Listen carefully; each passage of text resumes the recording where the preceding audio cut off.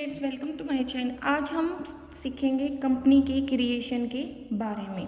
Company का creation देखो, जब हम कंपनी का क्रिएशन करते हैं, ओपन करते हैं हम टैली प्राइम को, तो हमें मिलता है गेटवे ऑफ टैली लिखा हुआ एक ऑप्शन। वहाँ पे हमें ये सारे ऑप्शन मिलते हैं कि क्रिएट करना, अल्टर करना, ट्रांजेक्शन, वाउचर्स, डे बुक, ये सब। तो कहता है कि हमें पता है कि बहुत सारे टाइप की बिजनेस एंटिटीज़ होती हैं जो भी अपने अपने बुक्स ऑफ सेट्स को बनाती हैं, like as a proprietorship firm, partnership firm, company चाहे प्राइवेट हो सकती है, पब्लिक हो सकती है। तो कहता है कि हर बिजनेस एंटिटी अपनी एक स्पेशल प्रोफाइल क्रिएट करके चलती है, जिसको हम कॉमन लैंग्वेज में कंपनी बोल देते हैं। तो कंपनी की जो क्रिएशन है हम उसको समझेंगे। तो जो कंपनी की क्रिएशन है, इसका मतलब है एक प्रोफाइल क्रिएट करना एक एंटिटी के द्वारा अपने बिजनेस के रिकॉर्ड के लिए। यहाँ पे कंपनी मतलब एक जनरल टर्म है। जनरल टर्म का मतलब है, जेनरिक टर्म का मतलब है कि ग्रुप ऑफ सिमिलर थिंग्स को रिप्रेजेंट कर रहे हैं, ना कि किसी स्पेसिफिक थिंग को। जैसे कि हमने फ्रूट्स वर्ड लिया, वो जेनरिक टर्म हो गया, उसमें सारे टाइप के फ्रूट्स आ गए, एप्पल, बनाना, ठीक है।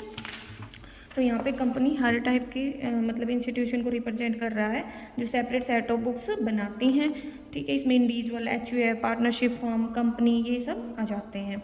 स्टेप्स क्या है क्रिएशन ऑफ कंपनी के लिए? तो सबसे पहले आप Alt प्लस F3 की दबाएंगे या F3 दबाएंगे गेटवे ऑफ टैली से, ठीक है।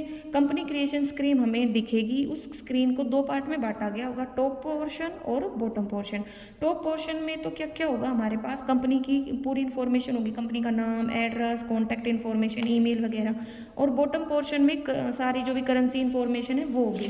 जैसे आप देख सकते हो ऐसे आएगा। देखो, सबसे पहले आपको यहाँ पे ना टॉप में कंपनी मिलता है, इस पर आप क्लिक करते हो तो आपको बहुत सारे ऑप्शन मिलते हैं। उसमें आप क्रिएट कंपनी पर क्लिक करोगे तो आपके सामने ये विंडो आएगी।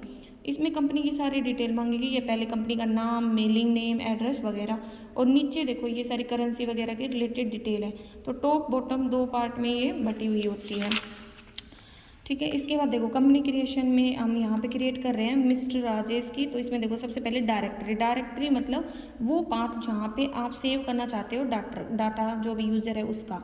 अब नाम लिखोगे, किसकी बना रहे हो, और मेलिंग नेम मोस्टली जो नाम होता है वही आ जाता है, लेकिन आप इसको बदल भी सकते हो।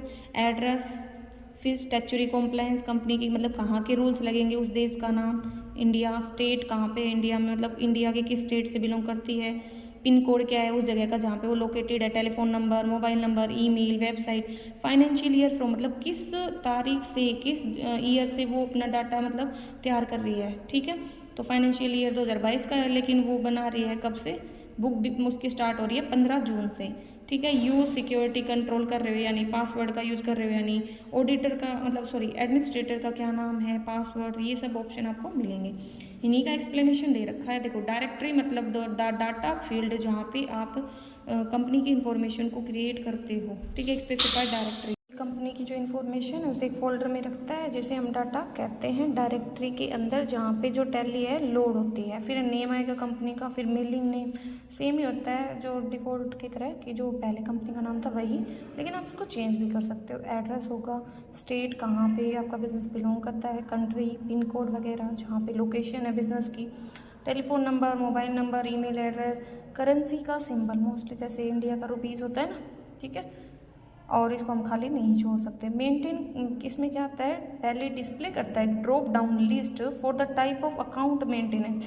भाई आप सिर्फ अकाउंट्स मेंटेन करना चाहते हो या विद इन्वेंट्री, अगर इन्वेंट्री नहीं है तो सिर्फ अकाउंट्स मेंटेन कर लोगे।